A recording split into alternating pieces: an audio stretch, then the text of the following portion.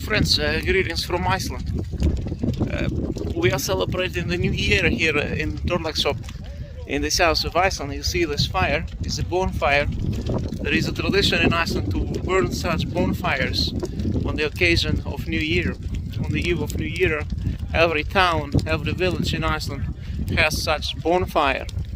And people from all the town, they come to such bonfires, and I think it has to do with the ancient Viking tradition. When you quit all the old stuff, burn all the negativity from the previous year and go into the new year fresh and new.